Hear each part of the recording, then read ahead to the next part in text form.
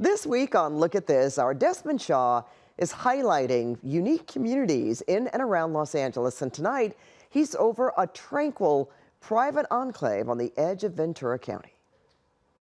Well, take a look at this area of the West San Fernando Valley. This is Bell Canyon, a massive private community with history that goes back millennia. Before we get into that, though, how about this quirky fact? Bell Canyon is actually an unincorporated community in the southeast corner of Ventura County, but the only way to access it is the one road that goes in and out via LA County and the city of Los Angeles. That's pretty unique.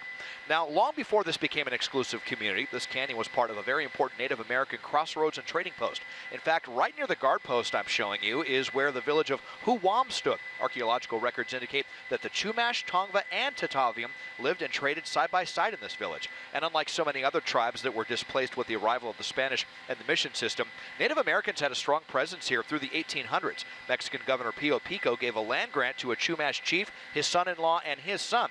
It was known as Rancho El Scorpion, and there's still a lime kiln left over from that era just outside of the modern community, as well as something called the Cave of Munitz, an important Chumash cultural site. According to State Historic Archives, the modern era began in 1968 when one of the country's biggest home builders, a company called Boise Cascade, bought the entire land grant, which by that point was called the Bell Canyon Ranch. It was marketed as the Bel Air of the San Fernando Valley. Initially called Woodland Hills Country Estates, it was renamed Bell Canyon in 1969 by homeowners in honor of legendary local figure Charles A. Bell. Advertised as a secluded haven and a rustic setting, the LA Times says this was also an early equestrian city, basically any development that catered heavily to horse owners. It was a smashing success, with 90% of the home sites selling within the first 3 weeks they went on the market.